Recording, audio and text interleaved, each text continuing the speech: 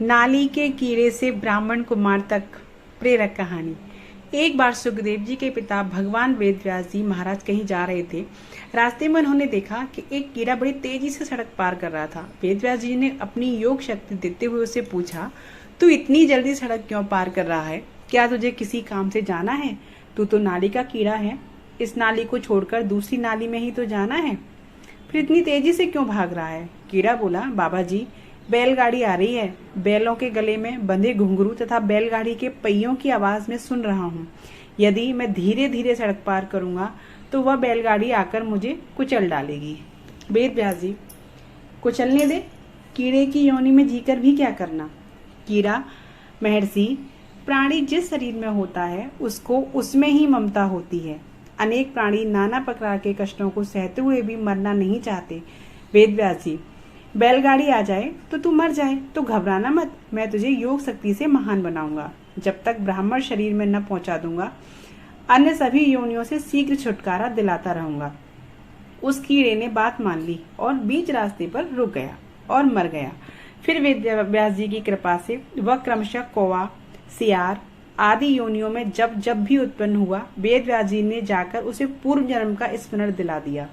इस तरह वह क्रमशः मृग, पक्षी, शूद्र, वैश्य जातियों में जन्म लेता हुआ क्षत्रिय जाति में उत्पन्न हुआ। उसे वहां भी वेदव्यास जी के दर्शन हुए। थोड़े दिनों में रणभूमि में शरीर त्याग कर उसने ब्राह्मण के घर जन्म लिया। भगवान वेदव्यास जी ने उसे 5 वर्ष की उम्र में सारस्वत मंत्र दे दिया, जिसका जप करते करते वह ध्यान करने लगा। उसकी बुद्धि बड़ी विलक्षण होने पर वेद, शास्त्र, धर्म का रहस्य समझ आ गया था।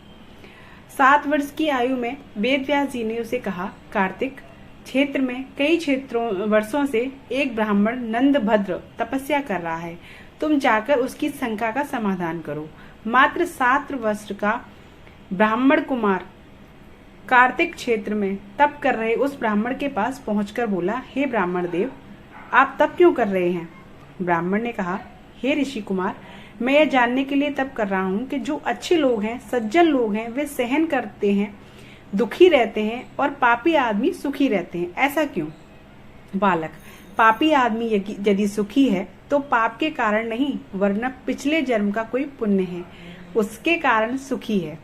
वह अपने पुण्य खत्म कर रहा है। पापी मनुष्य भीतर से तो दुखी होता है, भले ही बाहर से सुखी दिखाई दे। धार्मिक आदमी को ठीक समझ नहीं होती, उचित दिशा व मंत्र नहीं मिलता, इसलिए वह दुखी होता है। वह धर्म के कारण दुखी नहीं होता, अपितु समझ की कमी के कारण दुखी होता है। समझदार को यदि कोई गुरु मिल जाए तो वह नर से नारायण बन जाए, इसमें क्या आश्चर्य है? ब्राह्मण, मैं इतना बूढ़ा हो गया, इतने वर्षों से कार्तिक क्षेत्र में तप कर रहा हूँ। मेरे तप का फल यही है कि तुम्हारे जैसे 7 वर्ष के योगी के मुझे दर्शन हो रहे हैं। मैं तुम्हारे तो प्रणाम करता हूँ। बालक, नहीं नहीं महाराज, आप तो भूदेव हैं, मैं तो बालक हूँ, मैं आपको प्रणाम करता हूँ। उसकी नम्रता देखकर ब्राह्मण और खुश हुआ। तब छोड़कर उस परमात्म चिंतन में लग गया। जब उसे कुछ जानने की इच्छा नहीं रही जिससे वह सब कुछ जान जाता, उसी परमात्मा में विश्रांति पाने लग गया। इस प्रकार नंदभद्र ब्राह्मण को उत्तर दे निशंक कर 7 दिनों तक निराहार रहकर वह बालक सूर्य मंत्र का जप करता रहा और वहीं वहुदक तीर्थ में उसने शरीर त्याग दिया। वही बालक दूसरे जन्म में कुसारु पिता एवं मित्रा माता के यहाँ प्रकट हुआ। उसका नाम मैत्रेय पड़ा। इन्होंने वेदव्यास जी के पिता पाराशर जी से विष्णु पुराण और बृहद पाराशर होरा शास्त्र का अध्ययन किया था। पक्षपात रहित अनुभव प्रकाश नामक ग्रंथ में मैत्रेय तथा पाराशर ऋषि का संवाद आता है। कहाँ तो सड़क से गुजरकर नाली में गिरने जा रहा कीड़ा और कहाँ संत के सानिध्य से वह मैत्रेय ऋषि बन गया। संगत की बलिहारी है, इसलिए तुलसीदास जी कहते हैं, तात स्वर्ग अपवर्ग सुख, धरिय तुला एक अंग, तूल न आय सकल मिली, जो सुख लव सत्संग। यहाँ एक शंका हो सकती है कि वह कीड़ा ही मैत्रेय ऋषि को क्यों नहीं बन गया।